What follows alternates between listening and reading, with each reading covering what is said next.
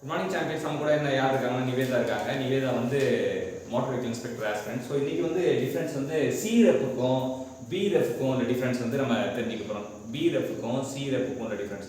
பிரெஃப் எதுக்கு பயன்படுத்தப்படுது, சிரெஃப் எதுக்கு பயன்படுத்தப்படுதுன்னு பார்ப்போம். பிரெஃப்னா சிரெஃப்னா என்ன சொல்றாங்க?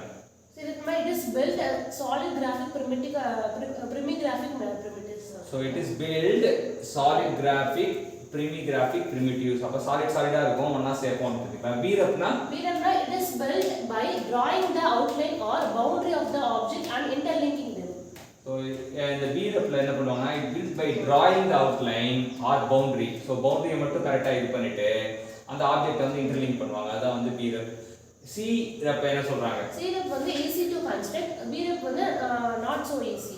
ஸோ ஏன்னா சிரெஃப்ல வந்து நமக்கு சாலிட் பண்ணுறதுனால ஒரு சாலிட் எடுத்து அது பில்டிங் பிளாக் மாதிரி பண்ணுறதுனால ஈஸியாக பண்ணிடலாம். பிரெஃப்ல வந்து நாட் ஸோ ஈஸி அப்படின்னு வச்சுக்கலாம். அடுத்து நெக்ஸ்ட் சிரெஃப்ல வந்து it makes use of boolean operations, whereas பிரெஃப்ல வந்து linking of topological elements. So இது சிரெஃப்ல வந்து it makes use of the boolean operation. இது வந்து இம்பார்ட்டன்ட் கொஸ்டின். இந்த boolean operationன்றது திரும்ப கேட்கப்பட்டிருக்கு. அதுக்கப்புறம் பிரெஃப் வந்து linking of topological element அப்படின்னு தெரிஞ்சுக்கலாம்.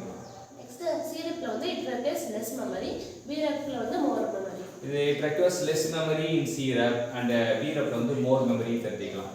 சிரெஃப்ல வந்து useful for simple objects, பிரெஃப்ல வந்து useful for complicated objects. ஏன்னா வந்து சாலிட் டு சாலிட் வைக்கிறனால சிம்பிள் ஆப்ஜெக்ட் இருந்தா நம்மளால பண்ண முடியும். ஆனா வந்து காம்ப்ளிகேட் ஆப்ஜெக்ட் வந்து பிரெஃப்ல பண்ணலாம்.